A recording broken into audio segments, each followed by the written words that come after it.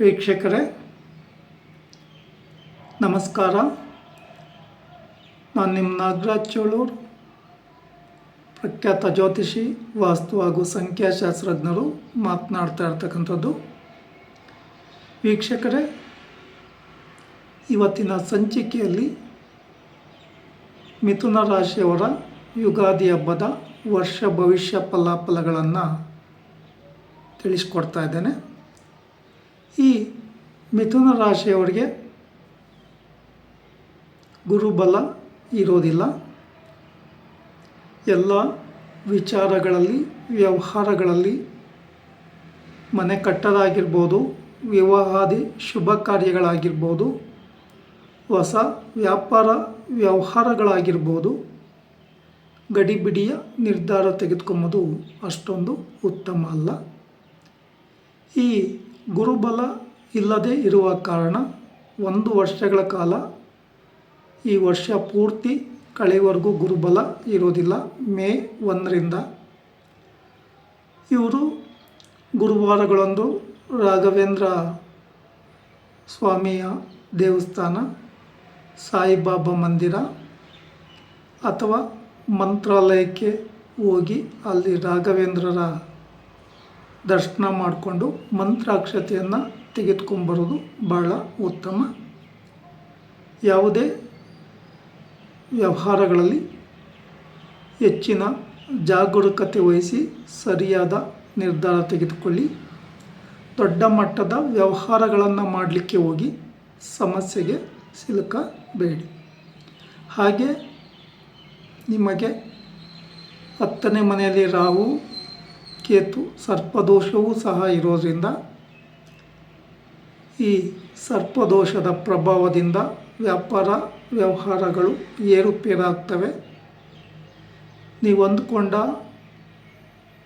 ಲಾಭ ಏನಿದೆ ಅದು ಸಿಗಲಿಕ್ಕೆ ಸಮಸ್ಯೆ ಆಗೋ ಸಾಧ್ಯತೆಗಳು ಇರ್ತದೆ. ಆದ್ದರಿಂದ ಯಾವುದಾದ್ರೂ ನಾಗನ ಸಾನ್ನಿಧ್ಯದಲ್ಲಿ ಎಳನೀರಿನ ಅಭಿಷೇಕ, ಪಂಚಾಮೃತ ಅಭಿಷೇಕ ಅಥವಾ ಹಾಲಿನ ಅಭಿಷೇಕ ಮಾಡಿಸ್ತಕ್ಕಂಥದ್ದು, ಮಂಗಳವಾರಗಳಂದಾಗಿರ್ಬೋದು, ಷಷ್ಠಿ ಒಂದಾಗಿರ್ಬೋದು, ಆಶ್ಲೇಷ ನಕ್ಷತ್ರದ ದಿನಗಳಂದಾಗಿರ್ಬೋದು, ಶನಿವಾರಗಳೊಂದಾಗಿರ್ಬೋದು, ಈ ಥರ ಪೂಜೆ ಕೊಡ್ತಕ್ಕಂಥದ್ದು ಉತ್ತಮ. ಅನುಕೂಲ ಇರ್ತಕ್ಕಂಥವರು ನಾಗನ ಪವಿತ್ರ ಕ್ಷೇತ್ರಗಳಾದಂಥ ಶ್ರೀ ಕ್ಷೇತ್ರ ಕುಕ್ಕೆ ಸುಬ್ರಹ್ಮಣ್ಯದಲ್ಲಿ ಸರ್ಪ ಸಂಸ್ಕಾರ ಶಾಂತಿ ಹೋಮ, ಆಶ್ಲೇಷ ಬಲಿ, ನಾಗ ಪ್ರತಿಷ್ಠೆ ಮಾಡಿಸ್ತಕ್ಕಂಥದ್ದು ಬಹಳ ಉತ್ತಮ.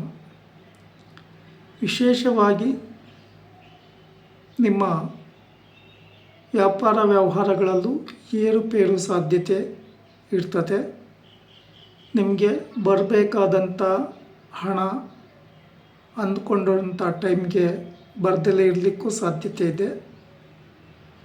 ನೀವು ಯಾವುದಾದ್ರೂ ಎಕ್ಸ್ಪೆಕ್ಟೇಷನ್ ಅದರಿಂದ ಲಾಭ ಬರುತ್ತೆ ಅಂತ ಇದ್ದರೆ ಅದು ಸಹ ನಿಧಾನ ಆಗ್ಬೋದು ಅಥವಾ ಲಾಭ ಬರದೇ ಇರ್ಬೋದು. ಎಚ್ಚರಿಕೆ ವಹಿಸಿ. ಹೊಸದಾಗಿ ನೀವೇನಾದರೂ ಇನ್ವೆಸ್ಟ್ಮೆಂಟ್ ಮಾಡ್ತೀವಿ ಅಥವಾ ಹೊಸ ವ್ಯಾಪಾರ ವ್ಯವಹಾರಗಳನ್ನು ಪ್ರಾರಂಭ ಮಾಡ್ತೀವಿ ಅಂತ ಅನ್ನೋದಿದ್ರೆ ದಿನಶುದ್ಧಿಯನ್ನು ನೋಡಿಕೊಂಡು, ಶುಭ ಮುಹೂರ್ತಗಳನ್ನು ನೋಡಿಕೊಂಡು ಆ ದಿನದಲ್ಲಿ ನಿಮ್ಮ ಹೊಸ ವ್ಯಾಪಾರ ವ್ಯವಹಾರಗಳನ್ನು ಪ್ರಾರಂಭಿಸಿ. ವಿಶೇಷವಾಗಿ ವಿಷ್ಣು ದೇವರ ಆರಾಧನೆಯಿಂದ ನಿಮ್ಮ ಸಮಸ್ಯೆಗಳಿಗೆ ಪರಿಹಾರ ಸಿಗುತ್ತೆ. ಬುಧವಾರಗಳಂದು ವಿಷ್ಣು ದೇವಸ್ಥಾನದಲ್ಲಿ ಪೂಜೆ ಕೊಡ್ತಕ್ಕಂಥದ್ದು ತುಂಬ ಉತ್ತಮ. ನಿಮ್ಮ ರಾಶಿಗೆ ಬುಧವಾರ, ಶುಕ್ರವಾರ ತುಂಬ ಶುಭಪ್ರದಾಯಕವಾಗಿ ಇರ್ತದೆ. ಈ ದಿನಗಳಲ್ಲಿ ನಿಮ್ಮ ಏನೇ ಹೊಸ ವ್ಯಾಪಾರ ವ್ಯವಹಾರಗಳಲ್ಲಿದ್ದರೆ ನೋಡಿಕೊಂಡು, ಶುಭ ಸಮಯ ಶುಭ ದಿನವನ್ನು ನೋಡಿಕೊಂಡು ಮಾಡಿಕೊಳ್ಳಿ. ಹಾಗೆ ಭಾನುವಾರವೂ ಸಹ ಶುಭಪ್ರದವಾಗಿ ಇರ್ತದೆ. ವಿಶೇಷವಾಗಿ ಗುರುವಾರ ಅಶುಭದಾಯಕವಾಗಿ ಇರ್ತದೆ. ನಿಮಗೆ ಅಷ್ಟೊಂದು ಶುಭಪ್ರದ ಅಲ್ಲ. ಈ ದಿನಗಳಲ್ಲಿ ಹೊಸ ವ್ಯಾಪಾರ ವ್ಯವಹಾರಗಳಿಗೆ ಉತ್ತಮ ಅಲ್ಲ. ನೀವು ಮಾಡ್ತಕ್ಕಂಥ ವ್ಯವಹಾರ ಸ್ಥಳಗಳಲ್ಲಿ ಹಸಿರು ಬಣ್ಣ, ಬಿಳಿ, ಕೆಂಪು ಬಣ್ಣಗಳಿಗೆ ಆದ್ಯತೆಯನ್ನು ನೀಡಿ. ಉತ್ತರಕ್ಕೆ ಮುಖ ಮಾಡಿಕೊಂಡು ಕೂತ್ಕೊಂಬೋದು ನಿಮ್ಮ ವ್ಯಾಪಾರ ವ್ಯವಹಾರಗಳಲ್ಲಿ ಲಾಭದಾಯಕಕ್ಕೆ ಅವಕಾಶವನ್ನು ಮಾಡಿಕೊಡ್ತದೆ. ಹಾಗೆ ನಿಮ್ಮ ವ್ಯವಹಾರಗಳಲ್ಲಿ ಈಶಾನ್ಯದ ಭಾಗ, ಉತ್ತರದ ಭಾಗದಲ್ಲಿ ಭಾರ ಇರದೇ ಇರುವಂತೆ ನೋಡ್ಕೊಳ್ಳಿ. ಸೊ ಆದಷ್ಟು ಎಲ್ಲ ವಿಚಾರ ವ್ಯವಹಾರಗಳಲ್ಲೂ ಹೆಚ್ಚಿನ ಜಾಗ್ರತೆ ವಹಿಸೋದು ಬಹಳ ಉತ್ತಮ. ವೀಕ್ಷಕರೇ, ಈ ವಿಡಿಯೋ ಇಷ್ಟ ಆಯಿತು ಅಂದರೆ ಲೈಕ್ ಮಾಡಿ, ಶೇರ್ ಮಾಡಿ, ಸಬ್ಸ್ಕ್ರೈಬ್ ಆಗಿ, ಆಲ್ ಐಕಾನ್ ಒತ್ತಿ. ನಮಸ್ಕಾರ.